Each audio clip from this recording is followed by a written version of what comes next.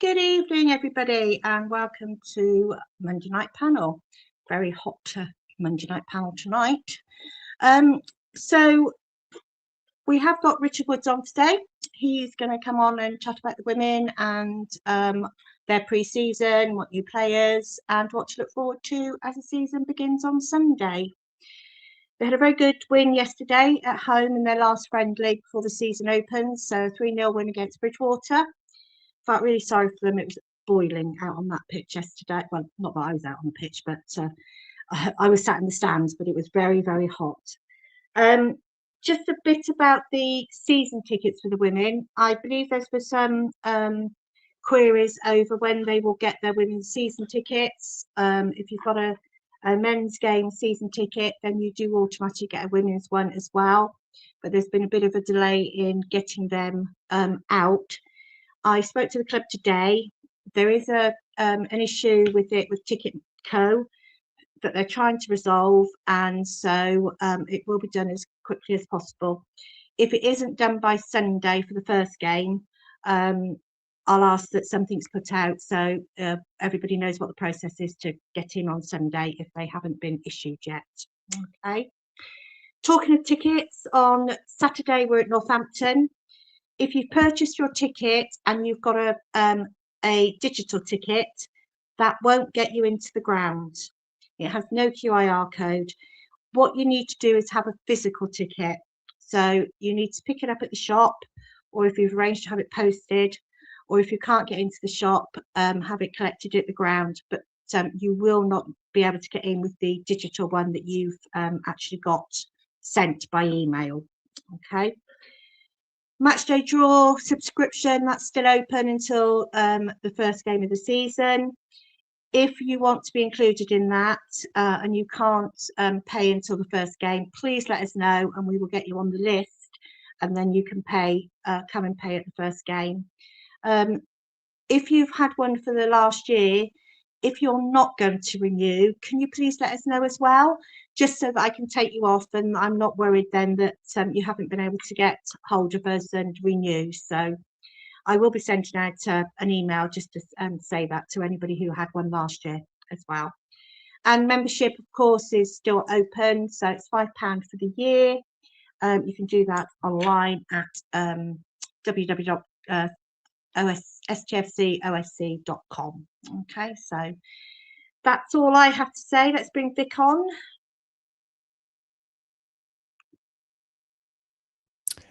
Hello, Chris. Hello. You can hear me loud and clear, can you? Yeah, good. Yeah, a couple of things to say at the top of the programme. You might have noticed a picture of Willie Penman and a picture of Ray McHale. Willie, of course, part of the 68-69 squad that won the League Cup and promotion. It was his birthday on the 7th of August 1939, and there was a very nice message from his daughter on our Facebook page when we posted about his birthday, saying thank you for paying tribute to his dad, to her dad. Well, why wouldn't you pay tribute to a player like Willie Penman? Fabulous man. And Ray McHale's birthday is on the 12th of August 1950.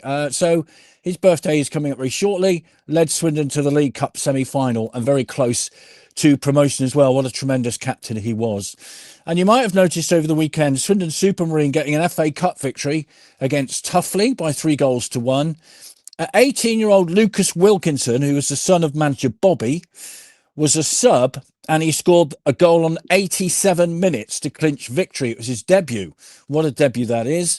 And now Supermarine are away to Didcot Town in a local derby in the next round. They're also at home tonight against Shaftesbury. That kicks off at 7:45. The other goal scorers for Supermarine were Connor McDonough and Dan Warren. And also SAS travel news for you. They're completely sold out for Northampton.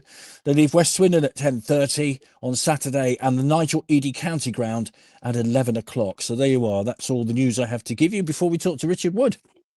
Exactly. Just one thing. I will be doing the questions and comments that come through on YouTube. So as soon as I get the panel on, then I can get on my laptop and do the questions for there. And hiya Daz, and hiya Heather and Roy. Okay, so let's get Richard on. Hello. And I will see you later. Thanks, Chris. Very good evening to you, Richard. Thank you very much indeed for joining us. It looks like you're still at work. Is that right? Yeah, that's true. Yes, yeah, a busy We day. can't actually hear you, I don't think, at the minute. So, Can you hear me you now? on mute? No, I'm not on mute. No, not on We're mute. having a trouble with the communication with Richard. Change Unplug the- and plug back in again. That's always a good idea with your headphones and microphone. If you want to get in touch with us, of course, please do so. We would love to hear from you. How about that? Can you hear me now? No, we can't hear you. We were hearing you earlier, which is really quite annoying. But perhaps if you want to log off and log back on again, Richard, that might be an idea, and then we'll catch up with a minute. You can be heard on Facebook apparently, but we can't hear you, which is odd. But never mind. That's technology for you. Just a reminder, of course, we lost at Cardiff City on Saturday in the first round of the League Cup. We'll be going through that between now and 8 o'clock. Let's try Richard now. You're on mute at the minute, but if you remove your mute sign, maybe we can hear you. Hello, can you hear me now? I can. I can't, bizarrely. Okay. Very odd. Completely unplugged my headphones and just gone. Do you want to? I'll tell you what, Chris. You have a chat as well, and then I can ask a question. You can ask a question, and we'll take it through from there. Richard, obviously, your season starts on Sunday. You've got a home league match against Plymouth Argyle. Yep. They've had a very tortuous summer, I think it's fair to say. So, how do you view that game? I think it's a tricky one. They've had a lot of change. They've got a bit of sort of poor press, I think, as a club for sort of how they handled the change within what they're looking to get out of their women's team. We have seen some footage of them. They've got a lot of younger players, but yeah, they look like they're prepared to work really, really hard and be really, really tenacious. And they have made one or two more senior signings as well. So hard at this stage of the season because as the season builds a little bit, like everybody has to post their footage, so you start to get a little bit more understanding of what the team is. And obviously for us, it's a completely new league, so all of the take a little bit of time. Chris, you want to jump in whenever you want to, really, because obviously you're hearing Richard, I'm not. And also, Mark says he can be heard by all three of us, but I must be the only one who can't. So communication in Devon is not very good. If you want to ask the questions, Vic, and then I'll we can all hear you. So okay, fair enough. All right. You just ask the questions, and Richard can answer, and I'll be here in case anything. And all I need is when Richard's finished his answer, you can put your finger up or something. So that'd be great. I'll let you know when so how's the summer been in terms of transformation between the league you're in and the league you're going into? Because of course you won the championship, you're promoted. It's a higher league, but I think you said last year you've got players in the team last season that were good enough for the league that you're going to go into. Yeah, that was always the plan, really, to build a tier 3 team to take you to tier 3. And my view with the team and with the players that we've got an awful lot of collective understanding we've built up over sort of the last season, and a really, really good team spirit as well. And players, like it is actually, it's pretty hard to find players within our catchment area really that are better than what I've got within the group. And so a lot of the my work in the summer was allowing the players to have, enjoy the fact that they've sort of won the league and enjoy that moment and let that sink in. And then it's about sort of retaining that group really for me, rather than necessarily looking to break that group up and start again. So it doesn't make any sense to me. We have players with experience in the league above that fight for each other and work for each other. So been pretty difficult from a recruitment point of view. Because I only really want to bring in players that are going to improve us. And I think there are players from the league above that I don't necessarily think that inquired and were interested in coming to the club, but that for me weren't better than necessarily than what we have. How do you go about building a team for a higher league? Because obviously, looking at some of the names of the teams that are in that league, this is a different standard of opposition altogether, without, with all due respect to the teams you played last year. But how do you go about building a team that's good enough to compete with them? I think the difference this season to last season, we were able to be really dominant in most of our games, and we would have most of the ball, and it would really be about us performing, for us to have to perform to the level. Whereas I have experience of Tier 3. There are lots of teams that have players as good as our players, and so if we make mistakes, they'll get punished.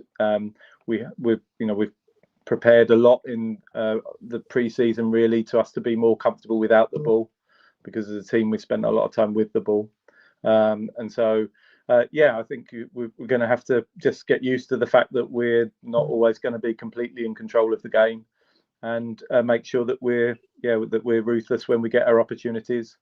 And difficult teams like Portsmouth, who will be full-time, have the benefits of a full-time program, and with our girls that that aren't, that's a challenge. But I think that's the whole excitement about this season, is how can we meet that challenge? How can we perhaps give a few bloody noses to some of these teams that would be expected to beat us, and steal some points away from home, and I think that's a challenge that everybody's relishing.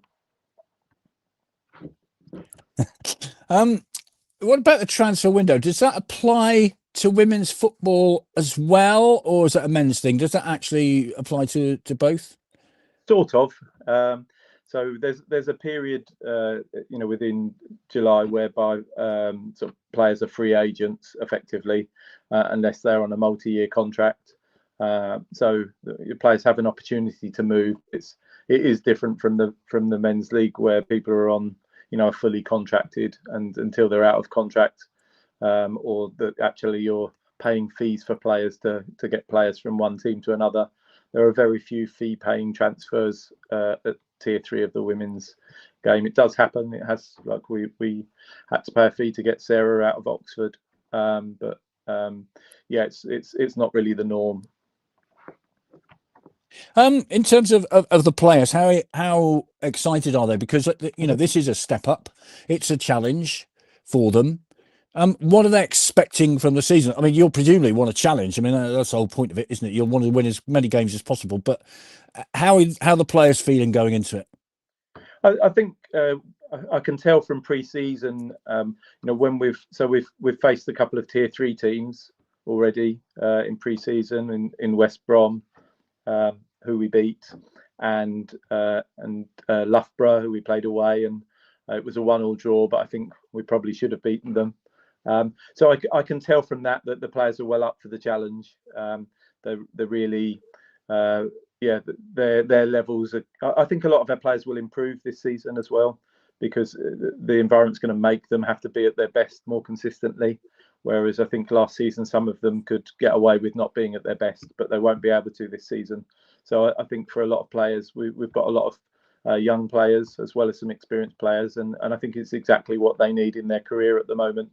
There are a lot of players that have stayed with us to get into Tier 3, and perhaps if we hadn't got promoted, they'd have probably moved on to Tier 3 teams. So they're relishing it, and all the signs during pre-season are that they've taken that seriously.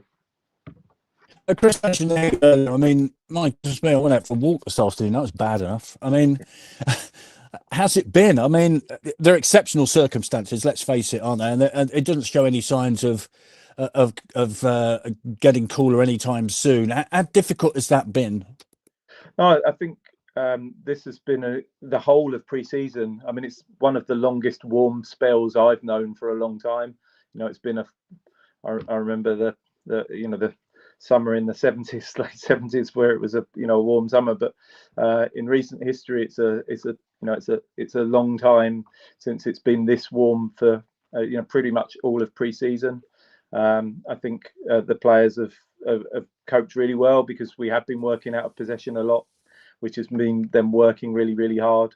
But they know that that's the challenge. We're not going to get away without working hard. But yeah, we try and work hard to make sure that they've got the right hydration and energy gels and things like that to help them maintain maintain it. But yeah, like it's difficult, and in some ways you look and say, obviously we don't want it to be unhealthy for them, but it certainly obviously pushes them, and both mentally and physically, and obviously you want a bit of that within pre-season. Yeah, obviously, you've got lots of games coming up. How's the planning going? I mean, you must be planning for weeks in advance of this. I mean, and then you have games in a short space of time, and obviously, a lot of your players aren't full time, are they? They work as well. How difficult is that for them, the schedule that they face? Yeah, it's like it's difficult even for us, sort of, within pre-season. I think what we have to be is just realistic, and sort of with our periodization over pre-season and the work that we want to do with the players, we have to be realistic about what's possible. You can't get all aspects out within sort of 6 weeks of the amount of contact time that we have. So we know that we will improve as the season goes on. But I think that's one of the advantages of having pretty much the same group, is that we have all of our collective understanding for a lot of players for the last 2 seasons, but particularly the last season, where we have a good understanding of our principles, and we've just added another layer of that this pre-season, and we'll continue to do that.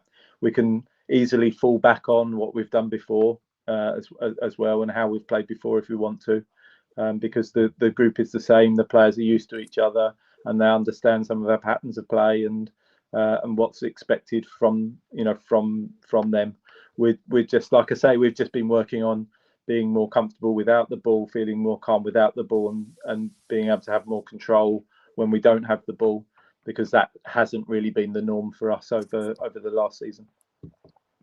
Right, so it's Plymouth Argyle on Sunday. Obviously, as we said before, they've had problems themselves. What about you? What are your feelings going into the season? Because such a great campaign last year, wasn't it? I mean, it was almost like a dream really last year. So what about you? Yeah, so like it was quite surreal really, because we've worked towards it. I've worked towards it for 3 years. And a lot of people, that have been here and then left, and staff and players have all contributed to that journey. And so to actually achieve it, and to make that kind of history for everybody, but for us to have that experience collectively was a wonderful feeling. Something that'll stay with all of the people involved for their whole life, I think. And I have said that it will forever connect that playing group and those players. So then it's that typical thing. And then do you have the hunger for the next thing? And I think all of the players have earned this opportunity. And I think we're just it's a different kind of pressure this season. And through the process of winning the league before, there was an awful lot of learning to be done. We couldn't have done what we did last season without the seasons before, and the mistakes that we made and the lessons that we learned. And so it's kind of like you wipe that out now, and then it's a whole new challenge. And so we know that we're going to have lessons to learn, lessons we didn't really know that we wanted to learn, or things that we don't just are unexpected will come up, and that's going to be part of the process for us to improve. But it's really exciting to all of a sudden have a different set of teams to play against. And some of the venues that we'll go to play, we go to Fratton Park, the week after next, etc. That's just, it's really exciting, and the reward really for everybody involved at our level is the experiences you can have. It's it's not the financial reward; it's the experiences you can have at this level of sport. And so, yeah, for me, it's just about trying to improve and set the club and the team up into a way whereby what we have achieved, which is to now have a higher level, is that we can sustain that, and that we're competitive in that league, and that we prove a point, and that we're then ready to learn and move forward. I think the most motivating thing with anything that you do is progress, is improvement, progress. Whenever you're making progress, it's always motivating. So we just want to feel that what we're doing is better than what we've done before, and that we're moving forward as a club and as a team. and that's the motivation that you look for, I think.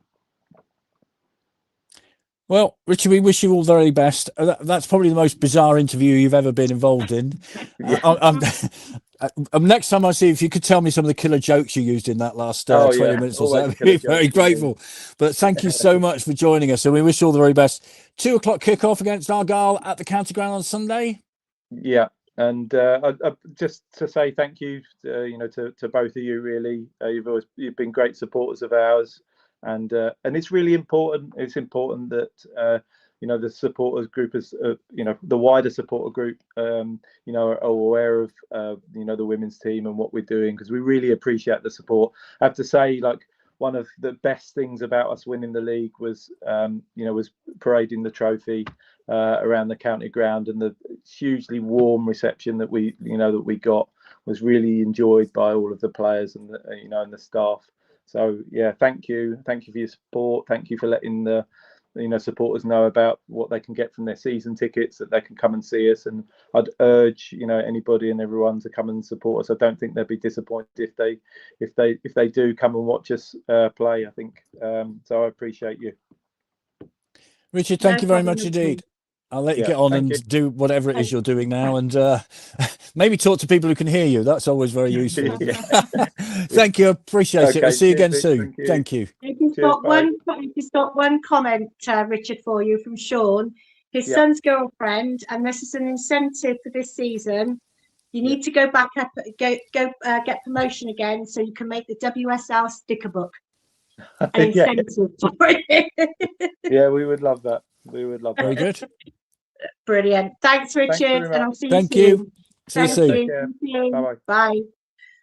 Right, let me bring the others on and see if you can hear these then. It's going to be a bit of a problem. I mean, I can't hear people at the best of times, let alone tonight. Oh, dear. Oh, dear. Right, let's have got Rob on. Hello. And we've got Jamie. Hello, evening. And we've got Ray. He keeps jumping on and off. I don't know what's wrong with Ray. There you go. Is that everybody? That's I believe so. Right. Don't go away, Chris, because Rob, can you say something? Hello, Victor. I'm going to have to log out and log in again. So bear with me. I'll be ready very shortly. Don't go anywhere. You always wanted to do a big job, didn't you, Chris? So. I ain't going to get to my WhatsApp, my YouTube questions, am I? So I think we were all there Saturday, weren't we? What's the people's opinion? Is it looking promising for the season? I think it went better than we thought it was going to, if I'm honest. I think there was a bit of trepidation, wasn't there, before the season started, before that match. Didn't think we were properly prepared. Lots of injuries. Playing a team that got promoted to the Championship could have been a bit of a kick up the backside quite early on. But actually, we played a decent brand of football. We played some good attacking stuff. Scored a couple of goals. Yeah, admittedly, defensively, we could have been tighter, but we were playing against the standard of opposition we're not going to come up against for the rest of the season. I was reasonably okay with that, I have to say. I'm not going to jump to great conclusions about our season at this stage, but at least it was an encouraging start, is probably the best description. Excellent. How are you, Vic? Can you hear people? I take that you know. Jamie, what was your take on Saturday? Yeah, I think it's one of those. We were talking again at half time. We're not really going to know where we stand until we actually play a couple of our teams in our division. I think it's really difficult to measure it against a Cardiff team, which actually you'd expect to do pretty well. I think the biggest thing for me is I think we fared better than we did last season. So walking away, I think we probably gave a better showing for ourselves. I agree with Rob. I think I wasn't exactly expecting us to pull up trees. I think my worry is still the strength in depth. I think if you probably take the 11, 12 you can have on the pitch, if you pick them, I think they're going to give their own. It's what happens when you start to make substitutes in the second half or rely on a couple of injuries to key players. But I think the debutants all did pretty well. And I think the biggest thing for the day for me was that hopefully it gets a little bit of enthusiasm back, because I think going into it I wasn't entirely sure that enthusiasm was there yet. So the fact we didn't get a hammering or didn't get shown up, I think was probably an important step to the start of the season. But let's see how we get on at Northampton. That's the real acid test, isn't it? Well, I think I'm back now. Can you all hear me? Yes, we can hear you. Excellent, and I can hear you. So how about that? Let's go through the Swindon lineup then. It was a 4-3-3 formation. Ripley in goal. Mitch Clark, who came off for Griffiths Brown on 64 minutes, didn't look too happy about it. Negro, Inwood, who came off for Tafazuli on 46, and then Kirkman across the back.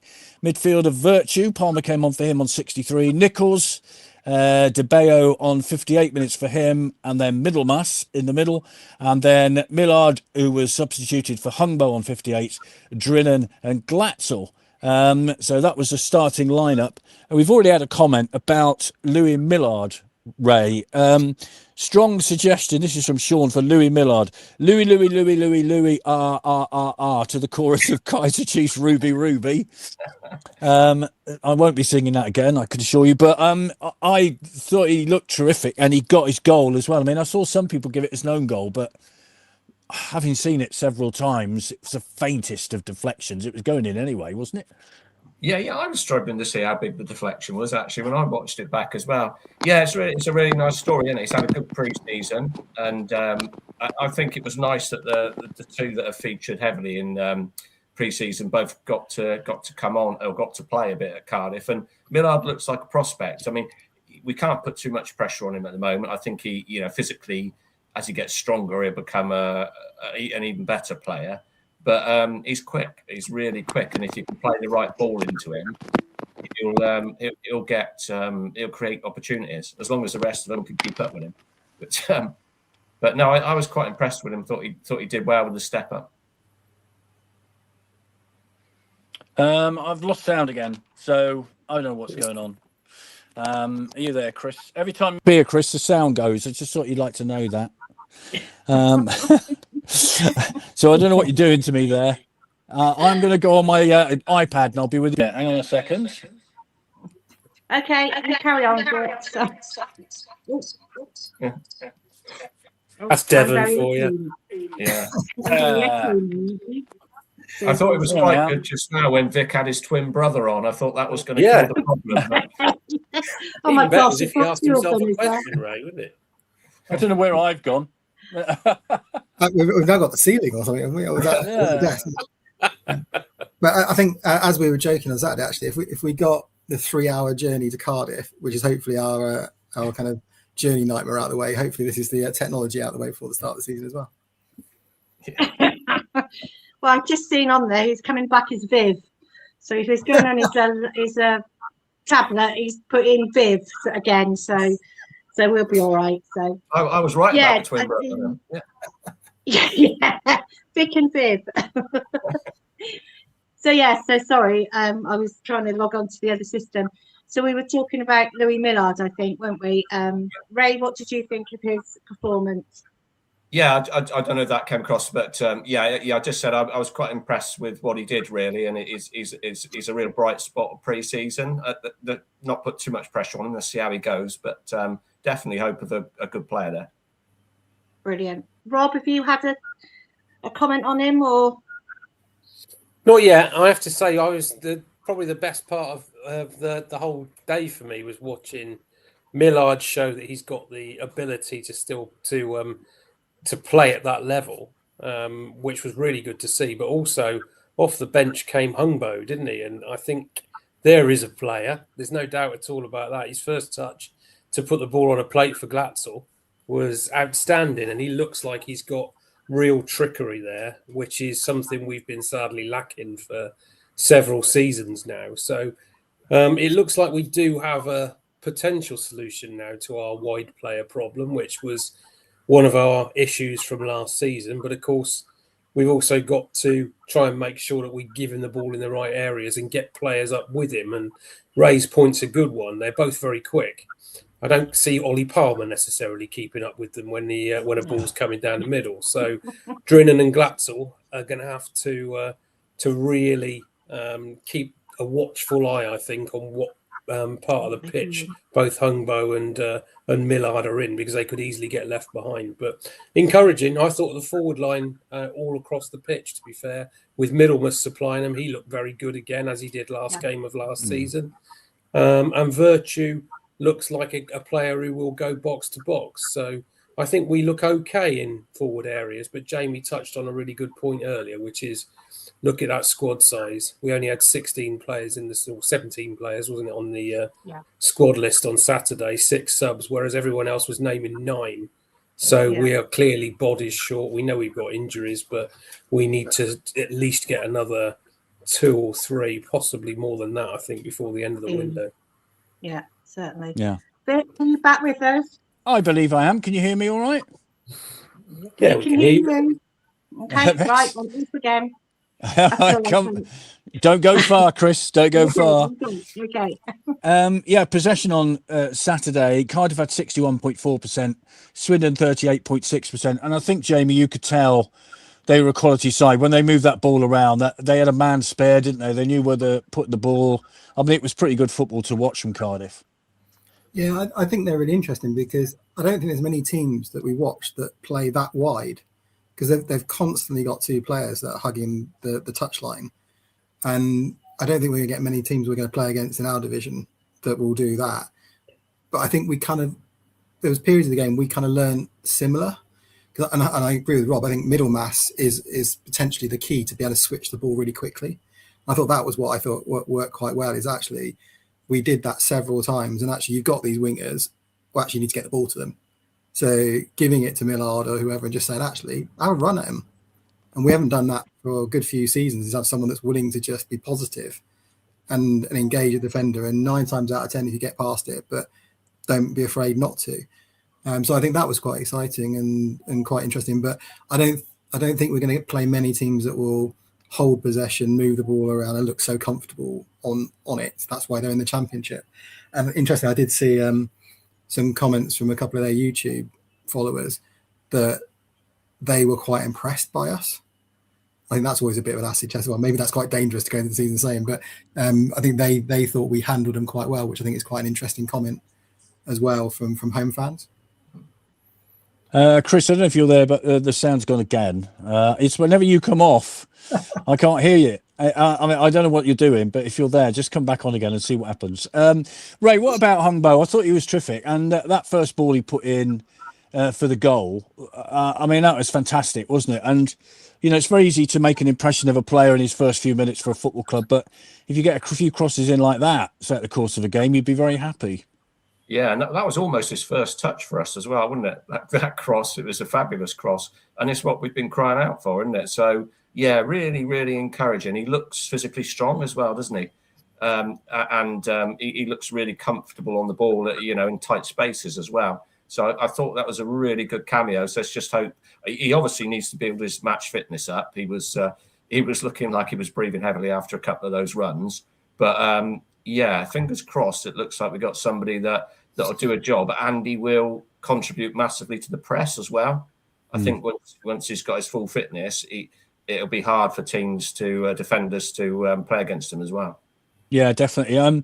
Shots for Cardiff 15, Swindon had 13. On target, Cardiff had 4, Swindon had 1. Corners, Cardiff 6, Swindon 3. So those were the corner counts. The referee, Rob, the penalty. What was your view of it? Oh, just one last comment on Hungbo before we mention. I did think he linked up very well with Kirkman, actually. I thought that was Billy Kirkman's a really good start to the season for him, and they did look a good partnership to create that chance for Palmer at the end as well. It was a really good piece of play down that left flank. So that's encouraging. But the referee, well, I've stopped trying to work out what a penalty is and what a penalty isn't for handball these days, because the number that you've seen where you literally have no time whatsoever to get your hand into a different position. I get the rule about your hand is in an unnatural position, which is presumably what was given the penalty for on Saturday. But I thought your hand at the end of your arm is in a normal position, to be quite honest. I don't think it was anywhere else.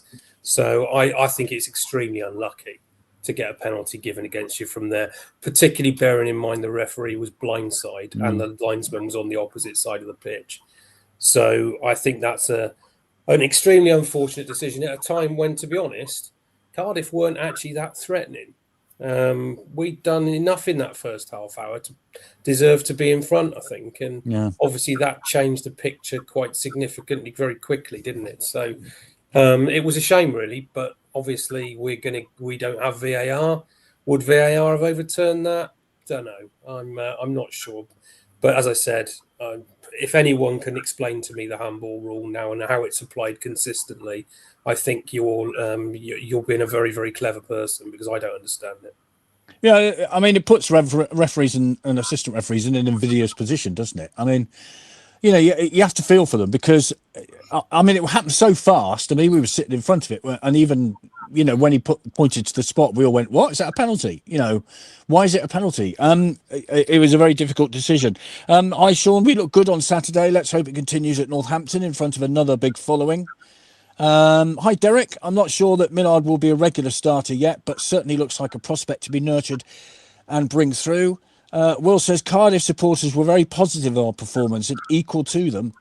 And Jerry says Vic's having a mare this evening. I think it's fair to say, Jamie, I am, and technology is. So thank you, Internet, very much indeed.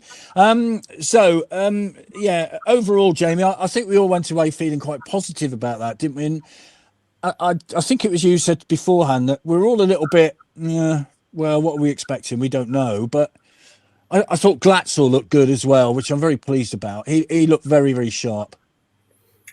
He's like another signing, isn't he? And actually, that game alone showed what we missed last season, because actually we talked about the new players on the left-hand side, but actually I thought he did a great job on the right-hand side. And I think he is actually the key to a lot of our press, because he's very intelligent with when he presses, and I like Glatzel. He's a great player. I think we all know that if he could get confidence going with his finishing, then actually he could be a huge player for us. I think he looks like he's had a good pre-season, and that's probably what I don't think we've had from him before. So I'm excited to see what actually he can do on that wing. And I quite like him linking up with Drinan as well. But also, I think Glatzel could be the kind of player that would really benefit from those crosses, because the bit I think I noticed was we're just not used to getting crosses in the ball. So actually we suddenly got a couple of players who are getting wide and putting crosses in. There's no one in the box, because they're just not used to being there. And actually looking at the replay of his finish, he did really well. It was a much more difficult finish than I thought on the day, to slide in and get it in. So yeah, if we could get Glatzel 10, 12 goals in the season, actually that would be a massive bonus to the team going forward, I think. Chris, can you come back, please? Because I've lost Jamie. Whenever you're not on the screen, the sound disappears for some reason. So if you just come back, and hopefully it works again. Ray, can I hear you this time? I don't know. Can you, Vic? Yes, I can. You see, this is whatever you do, Chris, don't disappear. Well, I'm not ignoring people. I don't know what you said about Glatzel, but I'm sure it was very complimentary, Jamie. So thank you very much. I appreciate that. So the young players, I think we were all very, very impressed with them, weren't we? What about the new signings, Ray? You know, the likes of Mitch Clark, Virtue, people like that. I mean, what were your impressions of those? Inwood as well. By the way, we should say that one of our loan signings last year from Leicester went off to Wilson Brown's gone off to Stockport permanently, hasn't he? So that's happened today. So what were your impressions of the new boys, as it were? Generally very good. I like Negro. I've also seen a bit of him in the friendlies, and that was a tough ask for him on Saturday. Obviously, a really decent, very big player against him. And yeah, okay, he was at fault on the third goal, but I thought he generally did quite well. I like the look of Inwood. We only saw him for a half, but I really liked the look of him. He looked calm. He looked aggressive enough. He looked quick. So that was a major bonus. Clark, I've sort of grown to like over the friendlies. I think he looks a really solid pro, and he's got a bit to offer as well. In things like the long throw, and he'll get a cross in, and he's very tenacious. I like Virtue in the middle as well. He looks calm on the ball again. So he's been good. And of course, Middlemass is like a new signing. He looks like a real prospect, I think. So I think generally speaking, that the group look good. They certainly improved us. I think James DeBayo, we'll see. He needs to grow into it. Yes, it was a bit of a rash sending off on Saturday, a bit of an unnecessary challenge. But for me, I was quite pleased to see him making challenges, because I think that's the bit he needs, is just that, to up the competitive level a little bit. Let's see how he does. Obviously, he's going to have to sit out Saturday. But generally speaking, the new guys look like good additions to me. Yeah. Let's have a look. Mark says we're unlucky when Palmer hit the post. Should have gotten a penalty. There was one on the far side of the penalty area, wasn't there? I can't remember who it was who was brought down, but he was well inside the area. This is from Peter. You'll love this one, Rob. What's the panel's views on the decision to loan out Mabete, who scored on Saturday on his debut at Forest Green? Well, I don't think was going to come as any surprise to anybody that I'm absolutely dumbfounded by that decision, if I'm truly honest. I've read the comments from Ian Holloway, and I understand his logic in saying that he's not first choice and he will get 20-odd games for Forest Green and hopefully come back a player that can slip straight into our team at Christmas time. But I fear behind that is a little bit more of a story that he's not looking at Mabete as his player for the future. I'm still not sure he is. So disappointed, really, I have to say, because I just think he came on leaps and bounds last season. I don't think there's any doubt that of what defenders we had fit, which were very few for most of last season, when Mabete came in, he strengthened our team, and the results showed that. And he scored a couple of really good goals. Never forget the goal at Cheltenham, but the goal that never was at Luton as well. And I do think that he's one of the few players that we've got as a defender over recent seasons who actually looks a threat in the opposition's penalty area, as well as being able to defend. And I think it's Forest Green's game for the first half of the season. I hope they look after him, and I hope Ian Holloway sticks to his guns and follows up on exactly what he said in his leaving interview. And back he comes in at Christmas time, a completely new player, and fits straight into our first team. Because he sees him as a new captain, Jamie, doesn't he? He's basically said in his interview that, he's a captain of the future, and getting regular games at Forest Green, only one league below Swindon, that's going to do him some good. Yeah, I heard and listened to those comments. I'm not entirely sure whether I'm convinced by all of the comments, and how much of that was appeasing what was likely to be a pretty obvious response from the fans. If I'm being totally cynical, I'm with Rob. My worry is we end up 2 or 3 weeks into the season, and Tavizoli can't play more than the odd game here and there. I'm still not convinced he's going to play the next 15 games consistently with no injury. And we only end up a bit like last season. We lose a centre back, and then suddenly you're relying on a couple to play week in, week out. And I agree. Inglewood, I thought, looked a good player, but again, he's coming in, and is he going to play every week or twice a week? And I just find the Mabete thing a bit of a strange scenario, unless there's someone else we're still going to bring in. And I think actually the goal he scored at the weekend was exactly what we've been missing. It was a cracking header, and actually what we haven't had for quite a long from defenders. So yeah, I hope those comments are genuine. I hope that is what the plan is, and that actually, regardless of what happens with his Forest Green loan, it's about his development. And maybe I'm just feeling a little bit cynical about that at the moment as to whether or not his face didn't fit. Daz has sent in a very long communication. It says, thank you for this, Daz. Hang on, I've lost it now. Where's it gone? Never scroll back when you're trying to read something. It's not a good thing to do. It's a very good one too. It goes about Chris Ramsey's debut, so bear with me a moment. Here we are. Chris Ramsey sent off on his debut 1st of September 1984, Hartlepool away. Steve McMahon sent off on his competitive debut for Swindon Town against Southend United on the 17th of August 1996. James DeBayo was dismissed for a professional foul versus Cardiff City in his first competitive game for Swindon, though he did play 33 minutes in the Crystal Palace friendly. What's your view of that foul on Saturday, Ray? I mean, it seemed to me a bit of a reckless lunge, basically, and the referee had no alternative, did he? Yeah, that was the way I saw it. I haven't seen it back, actually. on screen, but that was the way I saw it in the ground. Yeah, and the fact that he'd been booked for pulling somebody back just before it was always going to be a sending off, I think. So I didn't think referee got it wrong or anything. I think it's just it is what it is. Yeah. If we'd scored 6, they would have scored 7. Defence making decisions which were paused last season. Kirkman and Negru made poor decisions for 2 of the goals. I mean, overall, Ray, defensively, I suppose you could point at that. I mean, the caveat is, of course, they're a championship side and they play decent football. We saw that last year as well, didn't we, when they gave us a bit of a runaround in the first half. But I thought we were closer to them this year than we were last. Yeah, I did. And you got the other caveat, of course, is this 4 that haven't played together, really. In one of them arrived a day or 2 before. So I think you got to add that into the mix. I mean, Holloway's already said that he wants to play a high line. He wants to be everybody sort of pressing. And he said we might get caught occasionally over the top. We're going to have to be really careful about it.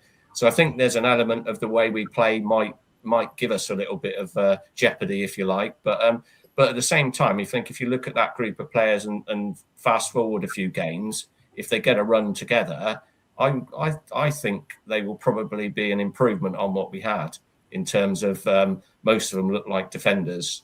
That we'll put their bodies on the line type defenders, and there is a little bit of pace there as well. So I'm at the moment not overly worried, but we'll see as we get into the season, won't we? Really. It's interesting, really. There were 2 players on Saturday that were in the starting lineup 12 months ago. Yeah. 2. Do you want to have a go at who they were, Rob? Conor Ripley. Yes. And Aaron Drennan. Pal Glatzel. Oh, yeah, the only 2, which is extraordinary. What a turnover that is in 12 months. Incredible. I'm sorry to say, this is from Tony. I've lost faith in Mr. Holloway, cynical against our own players, no namby-pamby, etc. And keeps going on about 1,000 games experience. Hi, Tony. Same from Tony. Should motivate players, not criticise doom talking.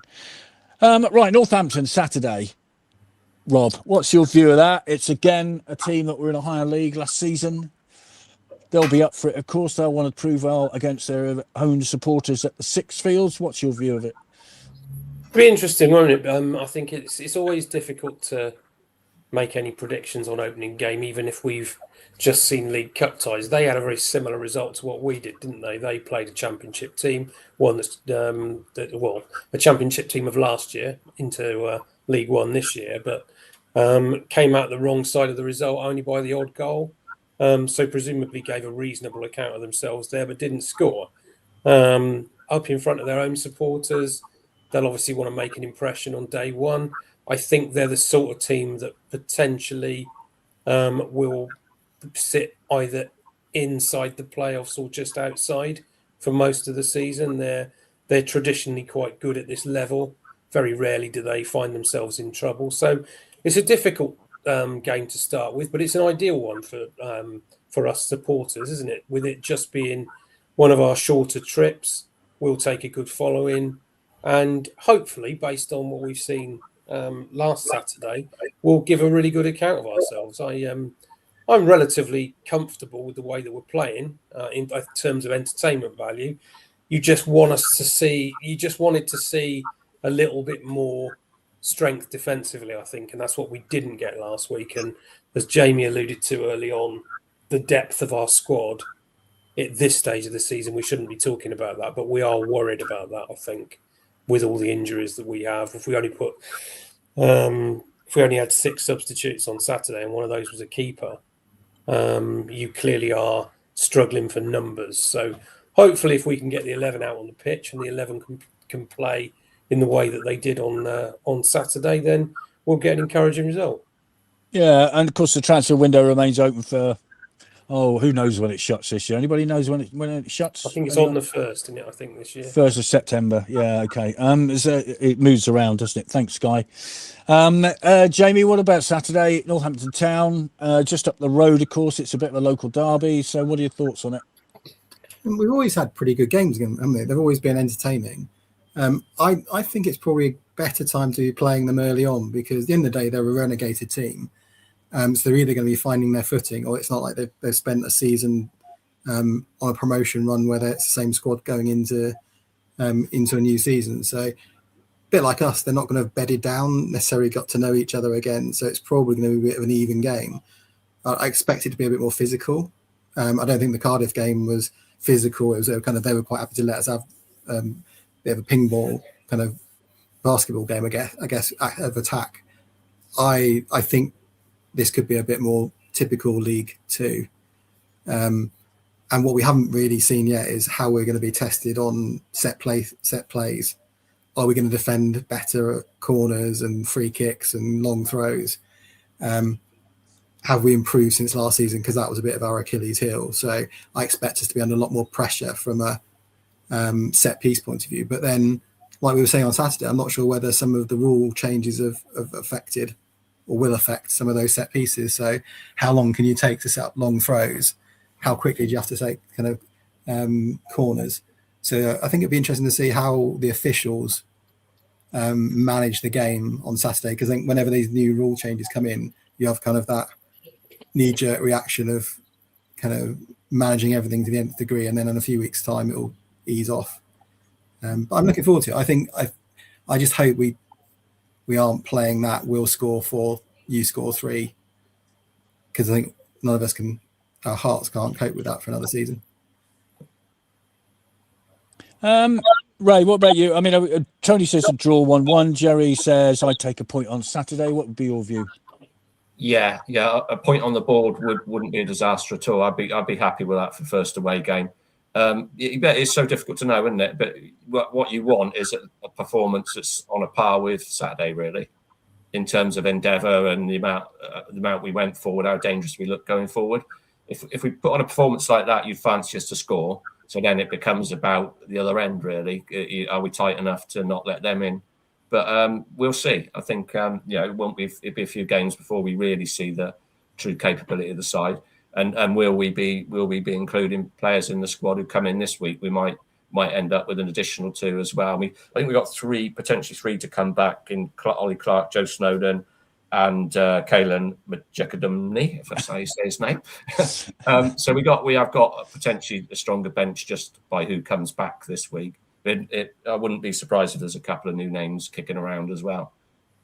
Yeah, it wouldn't surprise me either. I mean, I don't know about you, Rob, but I think Holloway kind of likes Scrabble somehow, because we've had big names for the last 2 seasons, haven't we? And we all got to get our sort of throats around the one that's coming from Australia. I won't attempt it now, but you would imagine there might be 1 or 2 before Saturday.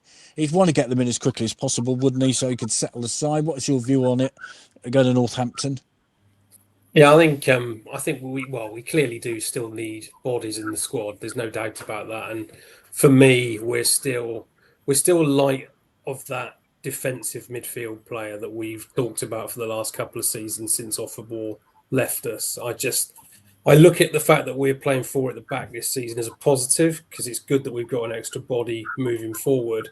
But that does leave you open again, doesn't it? So whether we see another, especially without Kilkenny for the next few months, we really don't have anyone naturally in that position. So I'd like to see someone there.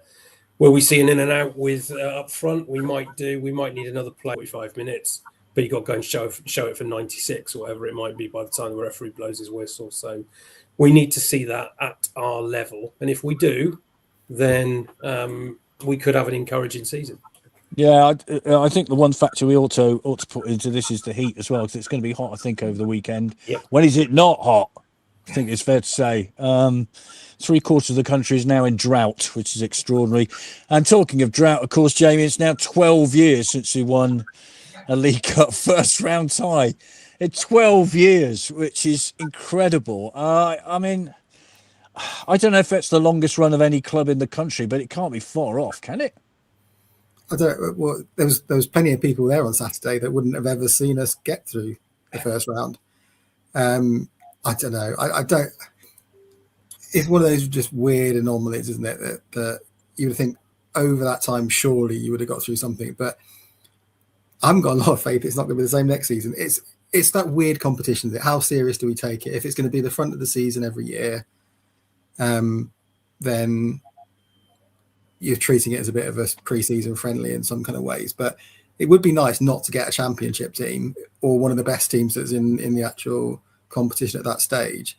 Then having said that, I'm not sure I would have wanted to go to Crawley or whatever yet again, or Colchester yet again, just for a cup game.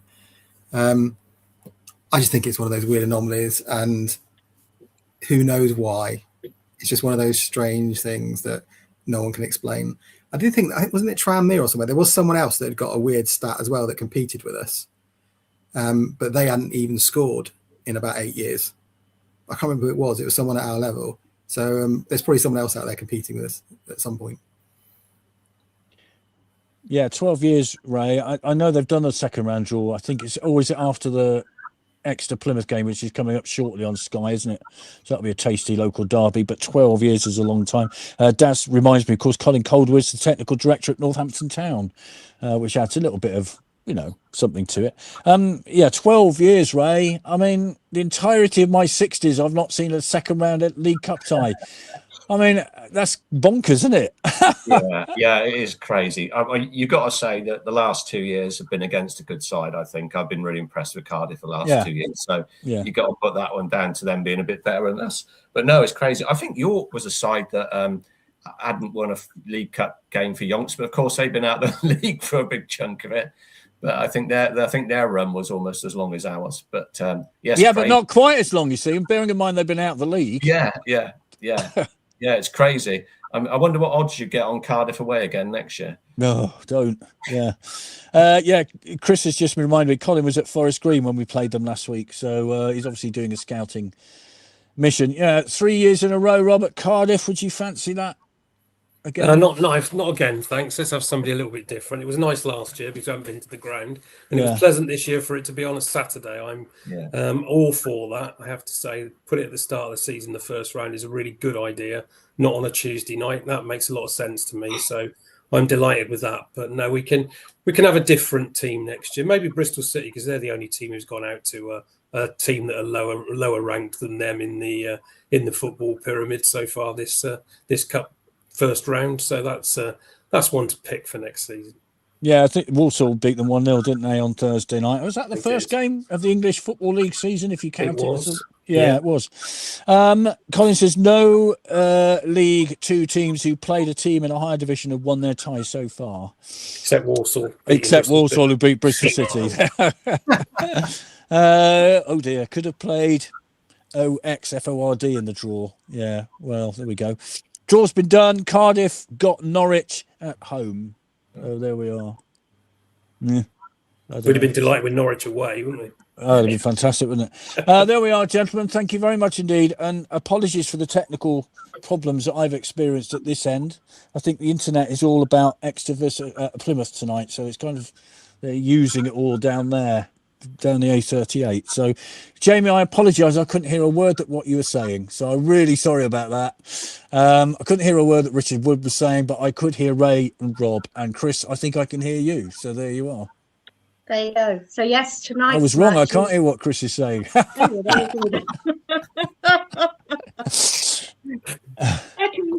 Right. Well, I'll end the show then. So thank you very much, everybody. Just to answer one question, I think it was Mike Dixon regarding sponsorship of the women's team.